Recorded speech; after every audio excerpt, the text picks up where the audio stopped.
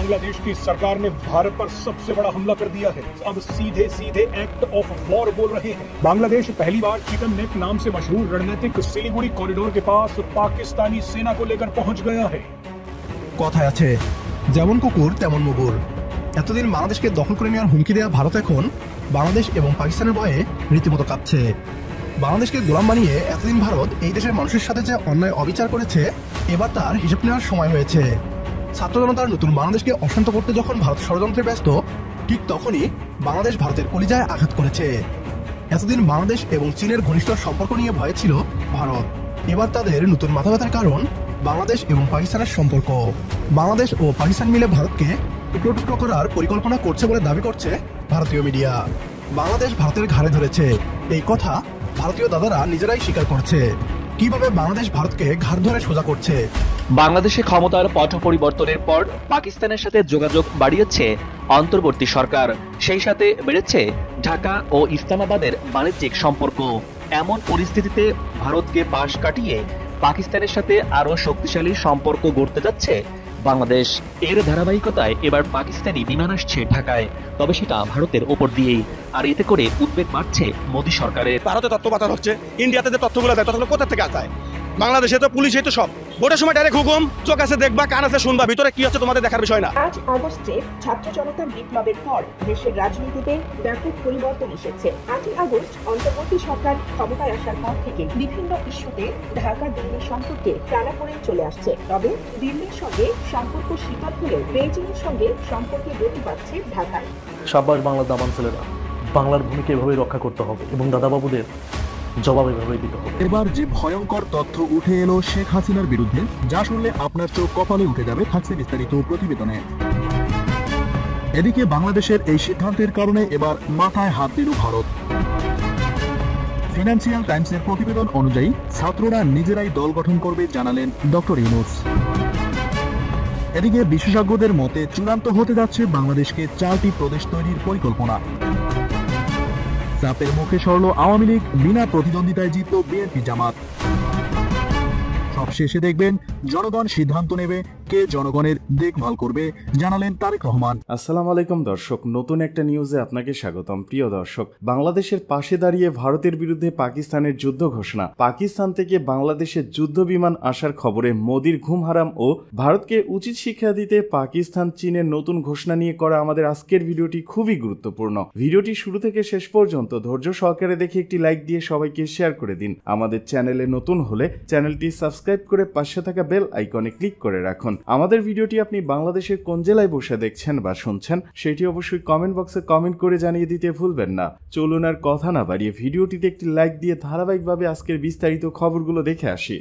बांग्लादेश की सरकार ने भारत पर सबसे बड़ा हमला कर दिया है। अब सीधे सीधे एक्ट ऑफ वॉर बोल रहे हैं। बांग्लादेश पहली बार चिकन नेक नाम से मशहूर रणनीतिक सिलीगुड़ी कॉरिडोर के पास पाकिस्तानी सेना को लेकर पहुंच गया है।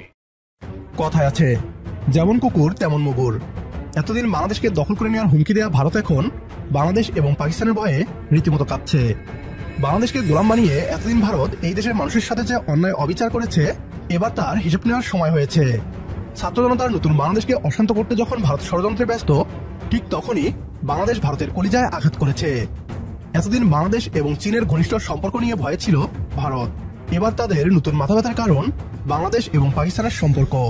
বাংলাদেশ ও পাকিস্তান মিলে ভারতকে টুকরো টুকরো করার পরিকল্পনা করছে বলে দাবি করছে ভারতীয় মিডিয়া।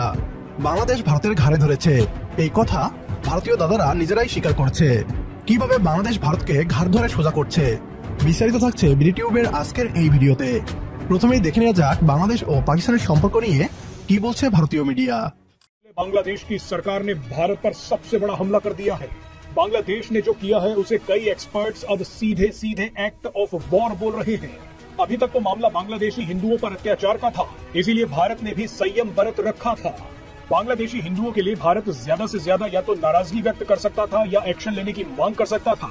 भारत ने यही किया, लेकिन इस बार सीधे सीधे भारत की संप्रभुता पर हमला हुआ है और इसका जवाब तगड़े हमले से ही देना होगा।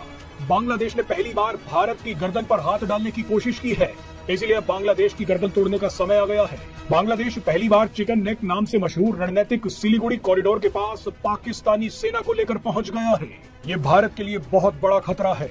60 किलोमीटर लंबा और 22 किलोमीटर चौड़ा सिलीगुड़ी कॉरिडोर पूर्वोत्तर राज्यों को बाकी भारत से जोड़ता है।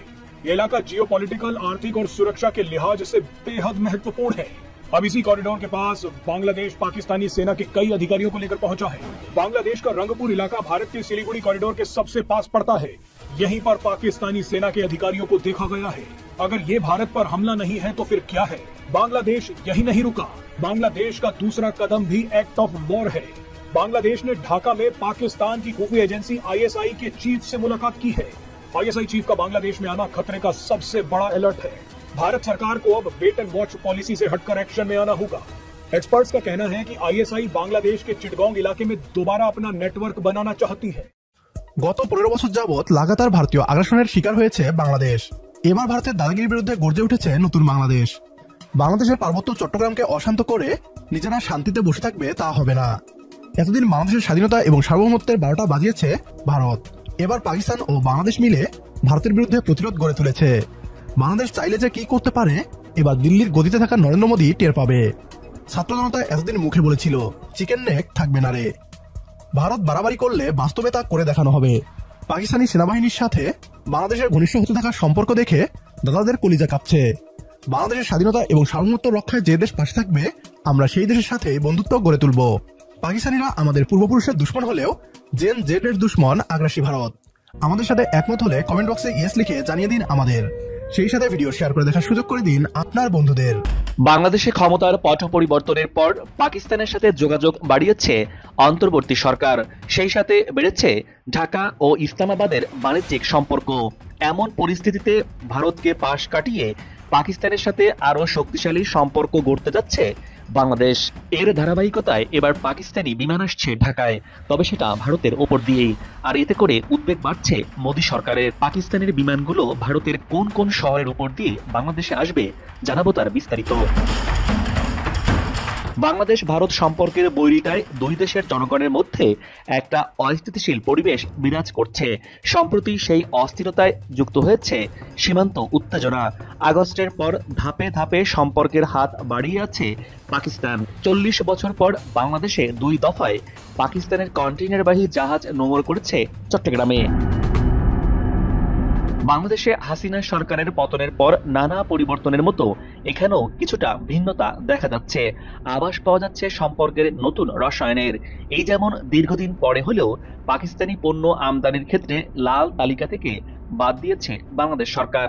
বাংলাদেশের সাথে পাকিস্তানের অর্থাৎ ভারতের চিরপ্রতিদ্বন্দ্বী পাকিস্তানের সাথে সম্পর্ক ঘনিষ্ঠ হওয়ায় আর তাতেই যেন ভারতের গা জ্বলার কারণ হয়ে দাঁড়িয়েছে। ভারত পাকিস্তানের মধ্যে একটি জটিল এবং বহুলাংশে বৈরী সম্পর্ক রয়েছে, যার মূলে রয়েছে বহু ঐতিহাসিক এবং রাজনৈতিক ঘটনা। এই দুই দেশের সম্পর্ক বরাবরই অস্থিতিশীল এবং সংঘাতপূর্ণ। ভূ রাজনৈতিক স্বার্থ, সীমান্ত বিরোধ এবং সামরিক সংঘাত এই দুই প্রতিবেশী দেশের মধ্যে সম্পর্কের মূল বিষয়বস্তু হিসেবে কাজ করে আসছে। ইতিহাসে যুদ্ধ, রাজনৈতিক টানাপোড়েন এবং সীমান্তে সংঘাতের কারণে দুই দেশের কূটনৈতিক এবং অর্থনৈতিক সম্পর্ক একাধিকবার বাধাগ্রস্ত হয়েছে। বাংলাদেশে অন্তর্বর্তী সরকারের সঙ্গে পাকিস্তানের ঘনিষ্ঠতা বেড়েই চলেছে। ঢাকা ও ইসলামাবাদের কূটনৈতিক সূত্র মতে গত সেপ্টেম্বরে নিউ ইয়র্কে জাতিসংঘ সাধারণ পরিষদের অধিবেশনের ফাঁকে এবং গত ডিসেম্বরে কায়রোতে G8 শীর্ষ সম্মেলনের ফাঁকে অন্তর্বর্তী সরকারের প্রধান উপদেষ্টা অধ্যাপক ডক্টর মোহাম্মদ ইউনূসের সঙ্গে দেখা করেন পাকিস্তানের প্রধানমন্ত্রী শাহবাজ শরীফ। পাকিস্তানের প্রধানমন্ত্রী দুবারের আলোচনাতেই প্রধান উপদেষ্টাকে ইসলামাবাদ সফরে নেওয়ার আকাঙ্ক্ষা ব্যক্ত করেছেন। ইতিহাস ভুলে আরো কাছাকাছি বাংলাদেশ পাকিস্তান। বাংলাদেশ নৌবাহিনীর জাহাজ বানৌজা সমুদ্রজয় আন্তর্জাতিক নৌবহর পর্যালোচনায় ইন্টারন্যাশনাল ফ্লিট রিভিউতে অংশ নিতে পাকিস্তানের করাচি যাচ্ছে। এর মধ্যে জাহাজটি চট্টগ্রাম বন্দর থেকে যাত্রা শুরু করেছে। 7 থেকে 11 ফেব্রুয়ারি পর্যন্ত করাচি বন্দরে অবস্থান করবে জাহাজটি। এ সময় সেখানে এক্সারসাইজ অমন 2025 নামে একটি মহড়া অনুষ্ঠিত হওয়ার কথা রয়েছে। সম্প্রতি পাকিস্তানের সঙ্গে সামরিক পর্যায়ের কিছু সফরও হয়েছে বলে জানা গেছে। 17 জানুয়ারি 6 দিনের সফর শেষে পাকিস্তান থেকে বাংলাদেশে ফিরে আসেন বাংলাদেশ সেনাবাহিনীর কর্মকর্তারা। চীনে তৈরি JF-17 থান্ডার যুদ্ধবিমান কিনতে বাংলাদেশের আগ্রহের বিষয়েও প্রতিবেদন প্রকাশিত হয়েছিল। বাংলাদেশের অন্তর্বর্তী সরকার গঠিত হওয়ার পর থেকেই বাংলাদেশের সঙ্গে নজিরবিহীনভাবে ঘনিষ্ঠ হতে শুরু করেছে পাকিস্তান।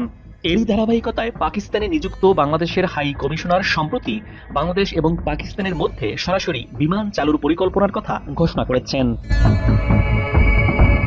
সংবাদ মাধ্যম দ্য এক্সপ্রেস ট্রিবিউনে প্রকাশিত প্রতিবেদন অনুযায়ী পাকিস্তানের এই বিমানগুলি ভারতের বিভিন্ন শহরের উপর দিয়ে আসবে।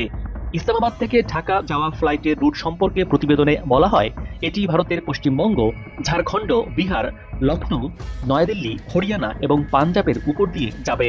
অন্যদিকে যদি ফ্লাইটটি ঢাকা থেকে করাচি যায় তবে এটি পাঞ্জাবের পরিবর্তে রাজস্থান দিয়ে যাবে। বাংলাদেশ ভারত সম্পর্কের এই টানাপোড়েনের মধ্যে পাকিস্তানি বিমান নিয়ে উদ্বেগ বাড়ছে ভারতে। এবার একটি ভয়ঙ্কর তথ্য উঠে এলো শেখ হাসিনার বিরুদ্ধে। অন্তর্বর্তী সরকারের আইন উপদেষ্টা আসিফ নজরুল বিগত সরকারের আমলে সংগঠিত গুম এবং হত্যা নিয়ে নিজের ভেরিফাইড ফেসবুক পেজে একটি পোস্ট দিয়েছেন। 29 জানুয়ারি এই পোস্ট দেন তিনি। আসিফ নজরুল সেই পোস্টে লেখেন, স্বৈর শাসক শেখ হাসিনা নিজেই গুম এবং হত্যার নির্দেশদাতা ছিলেন। সরাসরি তার নির্দেশেই গুম এবং হত্যার মতো এসব ঘটনা ঘটেছে। যুক্তরাষ্ট্রভিত্তিক আন্তর্জাতিক মানবাধিকার সংস্থা হিউম্যান রাইটস ওয়াচের প্রতিবেদনে মানবাধিকার লঙ্ঘনের এমন সব ভয়ঙ্কর তথ্য উঠে এসেছে। তিনি আরো লেখেন, স্বৈরশাসক শেখ হাসিনা নিজেই গুম এবং হত্যার নির্দেশদাতা ছিলেন। তার সরাসরি নির্দেশে গুম এবং হত্যার মতো ঘটনা ঘটেছে। মঙ্গলবার ঢাকায় রাষ্ট্রীয় অতিথি ভবন যমুনায় HRW এশিয়া অঞ্চলের পরিচালক ইলাইন পিয়ারসনের নেতৃত্বে একটি প্রতিনিধি দল অধ্যাপক ইউনুসের সঙ্গে সাক্ষাৎ করেন। উল্লেখ করে তিনি লেখেন, এ সময় তারা প্রধান উপদেষ্টার কাছে জুলাই বিপ্লবের পর একটি প্রতিবেদন হস্তান্তর করেন। এই প্রতিবেদনে এসব তথ্য তুলে ধরা হয়। HRW প্রতিনিধি দলটি অন্তর্বর্তী সরকারের সংস্কার কর্মসূচি এবং দেশের মানবাধিকার পরিস্থিতি উন্নয়ন প্রচেষ্টার প্রশংসা করেন। HRW এশিয়ার প্রধান বলেন, আপনারা এখন পর্যন্ত যে অগ্রগতি করেছেন তাকে আমরা সাধুবাদ জানাই। এদিকে বাংলাদেশের এই সিদ্ধান্তের কারণে এবার মাথায় হাত দিল ভারত। ভারতের বিমানবন্দর এবং নৌবন্দর দিয়ে তৈরি পোশাক রপ্তানি বন্ধ করে দিয়েছে বাংলাদেশ। এর পরিবর্তে এখন মালদ্বীপের মাধ্যমে গার্মেন্টস পণ্য বিশ্বব্যাপী পৌঁছানো হচ্ছে। বাংলাদেশের এই সিদ্ধান্তের কারণেই ভারতের নৌ এবং বিমানবন্দর বিপুল রাজস্ব হারাচ্ছে বলে জানিয়েছে সংশ্লিষ্ট ভারতীয় কর্মকর্তারা। ছাত্ররা নিজেরাই দল গঠন করবে জানালেন ডক্টর ইউনূস। তারা দেশজুড়ে লোকজনকে সংগঠিত করছে। ফিনান্সিয়াল টাইমসকে এসব কথা বলেছেন অন্তর্বর্তী সরকারের প্রধান উপদেষ্টা ডক্টর ইউনূস। বিশ্ব অর্থনৈতিক ফোরামের বার্ষিক সম্মেলন উপলক্ষে সম্প্রতি সুইজারল্যান্ডের দাভোস সফর করেন প্রধান উপদেষ্টা। সে সময় ব্রিটিশ সংবাদ মাধ্যম ফিনান্সিয়াল টাইমসের প্রধান বৈদেশিক বিষয়ক ভাষ্যকর গিডেন রেসম্যানের উপস্থাপনায় একটি পডকাস্টে তিনি কথা বলেন। 30 জানুয়ারি রেসম্যান রিভিউ নামের এই পডকাস্টের কথোপকথন লিখিত আকারে প্রকাশ পেয়েছে। জাতীয় নির্বাচন নিয়ে এক প্রশ্নের জবাবে অধ্যাপক ইউনূস বলেন, তিনি নির্বাচনের সম্ভাব্য যে দুটি সময়ের কথা বলেছেন তা ভালো সময়, কারণ তিনি জাতীয় ঐক্য ধরে রাখছেন। তিনি এটা থেকে বিচ্যুত হতে চান না। এ প্রসঙ্গে অধ্যাপক ইউনূস আরো বলেন, একটি সম্ভাবনা হলো ছাত্ররা নিজেরাই একটি দল গঠন করবে। শুরুতে যখন তারা উপদেষ্টা পরিষদ সভা গঠন করছে তখন আমি 3 জন ছাত্রকে আমার উপদেষ্টা পরিষদে নিয়েছিলাম। আমি বলেছিলাম যদি তারা দেশকে জীবন দিতে পারে তাহলে তারা উপদেষ্টা হতে দোষ কি তাদের। ডক্টর ইউনূস বলেন, দল গঠনের প্রক্রিয়ার মতো হয়তো তারা বিচ্ছিন্ন হয়ে পড়বে, এটাও একটা বিপদ, কারণ রাজনীতি শুরু করলে সব ধরনের রাজনীতিবিদ তাদের সঙ্গে মিশে যাবে। তাই আমরা জানি না তারা আমাদের দেশে যে রাজনীতি তা থেকে নিজেদের দূরে রাখতে পারবে কিনা। এদিকে পডকাস্টে উপস্থাপক গিডিয়ান রেসম্যান বলেন, ভারতীয়রা যেসব বিষয় বলেছেন তার একটি বিষয় আপনার দৃষ্টি আকর্ষণ করতে চাই। তারা বলছে বাংলাদেশের অবস্থা খুবই নাজুক। অধ্যাপক ইউনূস হয়তো নাও ঠিক থাকতে পারেন, কিন্তু সেখানে ইসলামিস্টরা রয়েছে যারা দেশের নিয়ন্ত্রণ নিতে যাচ্ছে। এ বিষয়ে আপনারা কি বলেন? জবাবে অধ্যাপক ইউনূস বলেন, আমরা এমন লক্ষণ দেখি না, অন্তত আমি এখন কোনো লক্ষণ দেখছি না। তরুণেরা সত্যি প্রতিশ্রুতিবদ্ধ, তাদের খারাপ কোনো কিছুর সঙ্গে সংস্পর্শ নেই বা নিজেদের রাজনৈতিক আখের গোছানোর ব্যক্তিগত আকাঙ্ক্ষা নেই। তারা এই পরিস্থিতিতে রাজনৈতিক দল গঠন করছে বা রাজনীতিতে যুক্ত হচ্ছে, এটা তাদের দরকার, কারণ রক্ত দিয়ে তারা যেগুলো অর্জন করেছে সেগুলো তাদেরকে রক্ষা করতে হবে। এদিকে চূড়ান্ত হতে যাচ্ছে বাংলাদেশকে 4টি প্রদেশ তৈরির পরিকল্পনা। এমন খবরের পরই দেশের পুরনো 4টি বিভাগকে নতুন করে 4টি প্রদেশে পরিণত করার পরিকল্পনা করছে জনপ্রশাসন সংস্কার কমিশন। এমন পরিকল্পনার কথা বাংলাদেশের অন্তর্বর্তী সরকারকে সুপারিশও করা হয়েছে। এমন খবরের পরপরই দেশ জুড়ে তুমুল আকারে শুরু হয়েছে আলোচনার সমালোচনা। তবে এবার দেশের 4টি প্রদেশ করার পরিকল্পনাকে বিলাসিতা বলে অভিহিত করেছেন বিশেষজ্ঞরা। বাংলাদেশে গণ অভ্যুত্থানের পর গঠিত হয় অন্তর্বর্তী সরকার। এরপর রাষ্ট্রের বিভিন্ন খাতে সংস্কার প্রয়োজন বলে অন্তর্বর্তী সরকার 11টি সংস্কার কমিশন গঠন করে। এই 11টি কমিশনের মধ্যেই রয়েছে জনপ্রশাসন কমিশন, যেখানে গণমুখী, জবাবদিহিমূলক, দক্ষ এবং নিরপেক্ষ জনপ্রশাসন গড়ে তোলার লক্ষ্যে এই কমিশনের প্রধান হিসেবে বিমান বাংলাদেশ এয়ারলাইন্সের সাবেক চেয়ারম্যান আব্দুল মুঈদ চৌধুরীকে নেতৃত্ব দেওয়া হয়। এদিকে চাপের মুখে সরল আওয়ামী লীগ, বিনা প্রতিদ্বন্দ্বিতায় জিতল বিএনপি জামাত। টাঙ্গাইল জেলা আইনজীবী সমিতির কার্যনির্বাহী পরিষদ নির্বাচনে চাপের মুখে আওয়ামী লীগ সমর্থিত এবং আওয়ামী লীগ বিদ্রোহী প্যানেলের প্রার্থীরা মনোনয়নপত্র প্রত্যাহার করেছেন। ফলে বিএনপি এবং জামাত সমর্থিত প্যানেলের সকল প্রার্থী বিনা প্রতিদ্বন্দ্বিতায় নির্বাচিত হয়েছেন। বৃহস্পতিবার 30 জানুয়ারি বিকেলে প্রধান নির্বাচন কমিশনার অ্যাডভোকেট মোনায়েম হোসেন খান বেসরকারিভাবে বিজয়ীদের নাম ঘোষণা করেন। এদিকে জনগণ সিদ্ধান্ত নেবে কে জনগণের দেখভাল করবে, জানালেন তারেক রহমান। বিএনপির ভারপ্রাপ্ত চেয়ারম্যান তারেক রহমান বলেছেন, আমরা যতই সংস্কারের কথা বলি না কেন, সমস্যার সমাধান করতে হবে তাদের দিয়ে, জনগণের কাছে যাদের জবাবদিহিতা থাকবে। আমরা একটি নির্বাচন প্রত্যাশা করছি, যে নির্বাচনে জনগণ সিদ্ধান্ত নেবে কে জনগণের দেখভাল করবে। বৃহস্পতিবার রাষ্ট্র কাঠামো মেরামতের 31 দফা বিষয়ক বিএনপি নেতাকর্মীদের প্রশিক্ষণ কর্মশালায় ভার্চুয়ালি সংযুক্ত হয়ে তিনি এসব কথা বলেন। তারেক বলেন, আমরা যদি দেশে সমাজে নির্বাচন ব্যবস্থা নিশ্চিত করতে না পারি, তাহলে কোনোভাবেই কোনো সমস্যার সমাধান হবে না। এজন্য জনগণকে নির্দ্বিধায়, নির্বিঘ্নে, নির্ভয়ে, শান্তিপূর্ণভাবে ভোট দেওয়ার ব্যবস্থা করতে হবে। নেতাকর্মীদের উদ্দেশ্যে তিনি বলেন, 31 দফা জনগণের জন্য, 31 দফা দেশের জন্য। এই 31 দফা বাস্তবায়নের জন্য আপনাদের নেতৃত্ব দিতে হবে। রাষ্ট্র মেরামতের কারিগর আপনাদের হতে হবে। নেতা কর্মীদের প্রশ্নের জবাবে তারেক রহমান আরো বলেন, ভারতের বিভিন্ন রকম বাঁধ নির্মাণের ফলে আমাদের অনেকগুলো নদী শুকিয়ে গেছে। আমাদের দেশে চাষাবাদ সহ বিভিন্ন ক্ষেত্রে সমস্যা সৃষ্টি হয়েছে। এটি আন্তর্জাতিক আইনের লঙ্ঘন। ফলে আন্তর্জাতিক অঙ্গনের বিষয়টি আমাদের তুলে ধরতে হবে। একই সাথে ভারতের সাথেও আলোচনা করে সমস্যার সমাধান করতে হবে। এদিকে ছাত্রদের নতুন দল নেতৃত্বে থাকছেন নাহিদ। সদস্য সচিব পদে আলোচনায় 3 জন। এ মাসের প্রথমার্ধেই আসছে জুলাই আন্দোলনের নেতৃত্ব দেওয়া ছাত্রদের রাজনৈতিক দল। দলের নাম এখনো চূড়ান্ত না হলেও দলের নেতৃত্বে কারা আসছেন তা নিয়ে আলোচনা চলছে রাজনৈতিক অঙ্গনে। বৈষম্য বিরোধী আন্দোলনের সময় সামনে থেকে নেতৃত্ব দেওয়া এবং অন্তর্বর্তীকালীন সরকারের তথ্য উপদেষ্টা নাহিদ ইসলাম এর রাজনৈতিক দলের আহ্বায়ক হচ্ছেন বলে একাধিক সূত্র আবার দিয়েছে।